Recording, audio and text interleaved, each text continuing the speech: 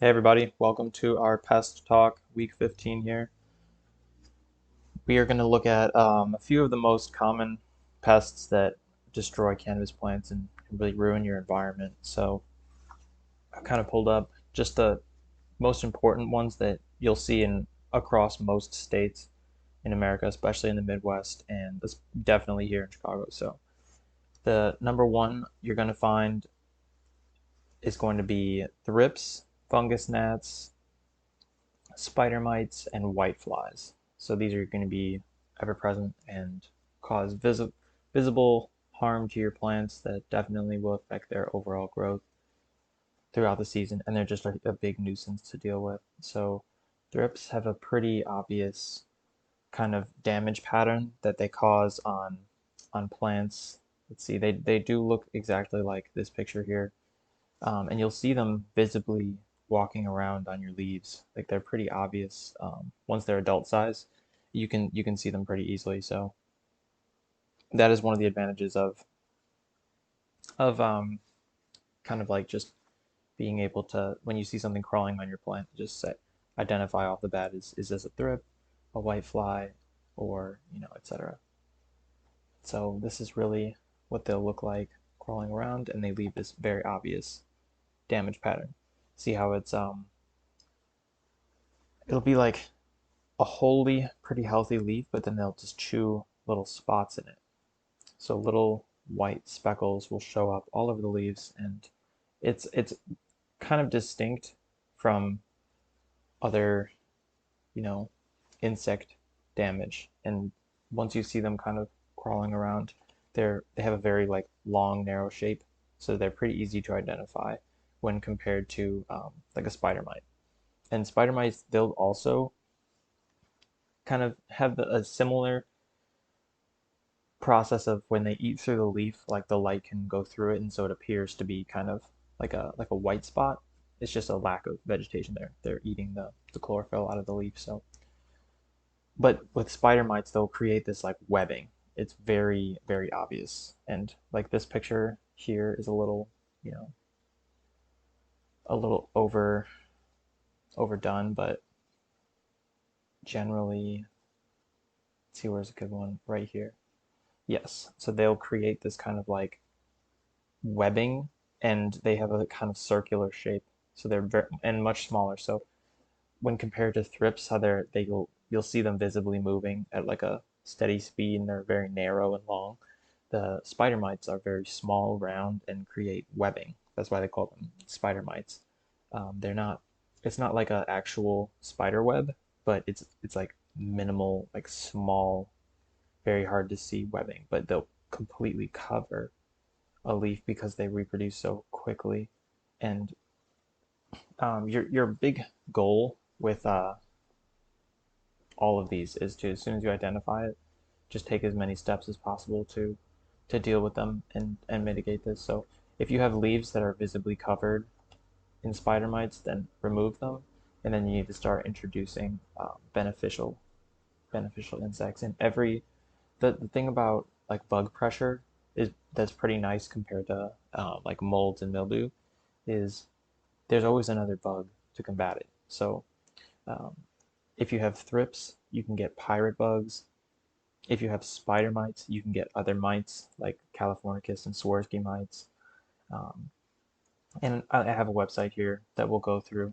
It's the Arbico Organics. This is just one place. There's many. All you have to do is just type in beneficial insects for sale, and they'll come delivered in these little sachets. They're called little bags, and it's just like you know, millions of these little bugs, thousands of the little bugs, and it'll tell you how many, like 50,000 lacewing eggs, and it'll come in a small little container here, and they have enough food to survive, and then they'll slowly, like once you release them into your environment, they will slowly be like exiting the bag because they have their own food source to live in this little sachet for a while, but then they'll crawl onto your plant and use like if you get like the Swarovski mites and you have spider mites, they will eat the spider mites and just destroy their population pretty quickly or disrupt it. Um, It's because they'll break the cycle with the eggs, like they'll eat the eggs and stuff. So just using other bugs to combat your bug presence is huge. And we did this at the Chicago Botanic Garden, every Wednesday. We would get these jars and we would shake them onto all of our plants in all 26 greenhouses. And then we would attach sachets on our um, more valuable plants or highly affected areas. So everyone does this in horticulture in general. Like this is becoming the new normal so that we don't have to use a bunch of pesticides because like that's been the standard kind of thing. Like if you have leaves this covered in white flies or something, everyone just goes right for the pesticides. So using bugs to combat bugs is kind of the future of integrated pest management, the IPM, and just kind of dealing with your pest issues. So let's keep going through them. Spider mites, definitely your best bet is to remove affected area, like remove affected material, like if there's big fan leaves, take those off, and then introduce a beneficial bug, Swirsky californicus mites, onto your plants, and that will help mitigate them further. But if it like you see this bud, if that's already happening, like you're kind of that's not coming off. You're already beyond the point of saving it. So at this point, you're probably if this was outdoor, you're probably composting this. I mean, in any situation, if it's this far in, you didn't catch it and mitigate it, that flower's done. So you have to just compost that. But if it's on a vegetative plant, you can still work with it. Fungus gnats, no one really worries about these. They're just annoying. They're quite a nuisance. They live in your soil and they live off. They eat the fungus in your soil, so hence fungus gnats. But they buzz around and they're very uncoordinated, and just annoying in general. So for this, people use sticky cards a lot. Like you'll see these little sticky cards here, and that's just the really common way to deal with it. People can do oh, it's an unhealthy plant. People can do soil drenches to try and get rid of them, but what I found the best way to remove them is to just, as with many pests, you just stop your cycles, cut everything off for a little while, and then just restart it, and just give it like a few weeks with no plants in your space, and then the life cycle of the bugs will be disrupted. So that's for fungus gnats. Like we're not really concerned about this. It takes a high pressure for them to really do anything to your plant. They're just annoying to be around. Yeah, they'll absolutely cover these cards. Okay, white or aphids. We'll talk about aphids. Um, these are really I've only ever seen these outdoors, and once again, if you have aphids, you can easily mitigate this with ladybugs. So there's always a bug to match the bug, and you'll sometimes notice aphids by the presence of ants. Like if you see a lot of ants, that means you probably have aphids. But we got these when I was farming kale out in Oregon, or farming vegetables in general. Our kale fields specifically were covered in aphids, and it completely destroys your crop. And no one wants to eat kale that's been covered in bugs. It's obviously even like if you try and wash it off, like they're really on there. Like they will just cover the leaf like this, and it's very noticeable. So it's crop destroyer. And if you're growing organic, you're not spraying any pesticides. You have to have either in like a you have to have either beneficial insects with a high presence in the area, or you have to space out your plants enough that if parts of your farm get destroyed, you can just let them go and have other parts that are fine. So if I have 2 acres of land that I'm farming, I won't plant a whole acre of kale. I will intersperse all sorts of other different plants into that mix, and so I don't have them all just lined up where a pest can walk from one leaf to the next plant and destroy them. I'll intersperse them, so I'll do a kale plant, and then maybe some root crops or grass, and then a tomato, and then another buffer, and then another kale plant. So you have all these different plants to confuse the pests, and so they don't have just an overabundance of food in one place. You've got to make them work for it, and that way you won't have complete crop failure. And that's kind of a huge principle of sustainable farming, permaculture, and just moving forward in a a way to, kind of deal with the pests and not have to be paying for inputs into your garden space. Like if you're being an outdoor grower and you're having to deal with all of these pests that like you can't can really control. It's out of your control. They just show up. So you just have to create a system where you can have failures from pests without destroying your overall net progress, or you need to have a budget for introducing beneficial insects and stuff, or breed them yourself. If you can get into, I guess you would call it ladybug manufacturing or whatever, that would be, beneficial for your space.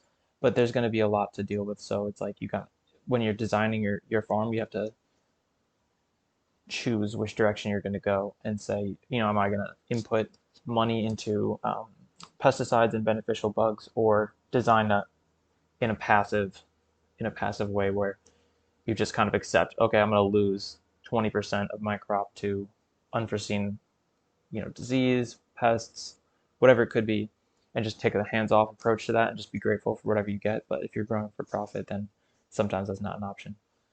So you won't generally see aphids indoors. I mean, if you do, then you have to deal with that right away and introduce ladybugs. Ladybugs is going to be definitely, I feel like, the best one for a high aphid presence. So I mean, you could see this in greenhouses, but I have yet to see it. That's for sure.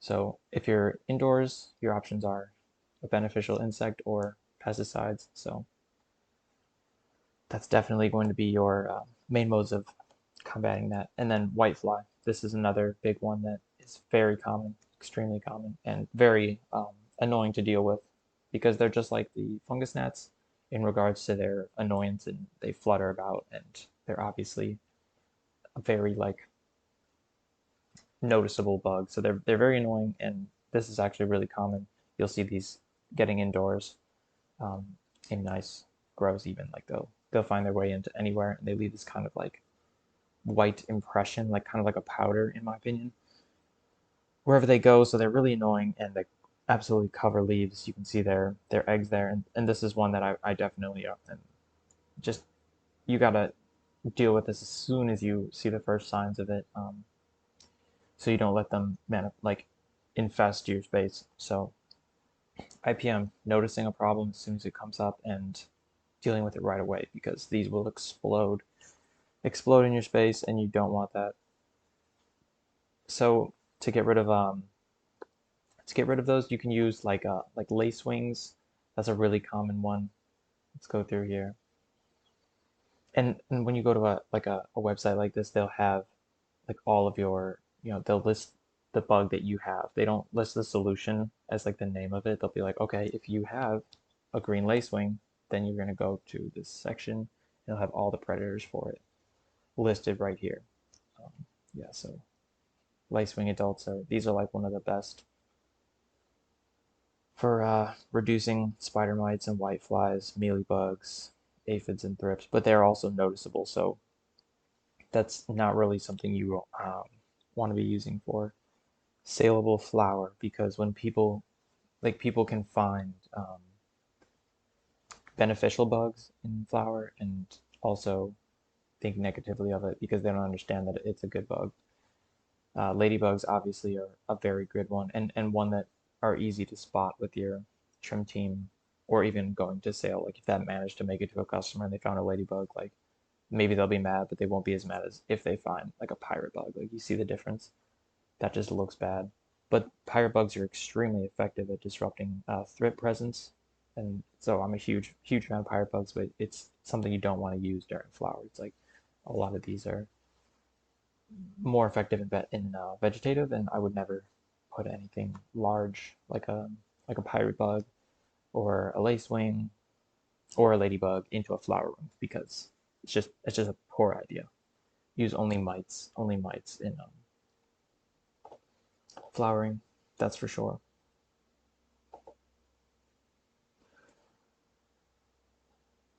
Okay, and so aphids once again really are a more seen outdoors, but sometimes they'll make it into a indoor environment, you can use the lace wings, and look at this, they even listed here knockdown sprays because everybody is especially in the commercial industry is really about large sprays. So that's one thing to disrupt the cycle is you can use synthetic or organic pesticide, but also these bugs will help a lot. So they'll just have all sorts of different options for you of what you can use to specific to your environment. So I'm personally against using like flying bugs to combat mine, like lace wings. Like I understand they're very good, but just for cannabis, I just don't think they're as practical. I'd much rather use a mite because people don't find those in their flowers much. And yeah, so for pests, whenever you have a bug attacking your crops, you there's always a bug to combat it and can be paired with sprays, either synthetic or organic, to like knock down and disrupt the cycle and keep things going. If you have a high pest presence in flower, you're kind of in a rough spot there. I'm personally of the mind to just compost it and throw it out. Some people will bud wash it, like they'll wash the buds with water and sometimes like a minor peroxide, and they'll wash the buds and then they will use them for sale or for extract and just sell it really cheap. But if you have a excessive bug presence, in my opinion, it's best to just take a loss and just destroy it rather than pass on a impure product onto someone. So that's just my 2 cents on there. Is just basically to conclude this. When you have a high bug presence or you notice bug presence from day one, the best thing you can do is to take action right away and either remove the area and introduce beneficial insects or just be aware of it, maybe remove the plant if it's just one. So just mitigating it before it becomes a problem. If you have indoor controls, drop your temperature, increase fan speeds, and get the airflow going as much as possible. And then, um, yeah, you have the option to use synthetic or organic pesticides to do like a knockdown, disrupt the cycle, or increase your beneficial bug presence until you start flowering. So that's my 2 cents on the pests. If you have any questions, just let me know and see you this week.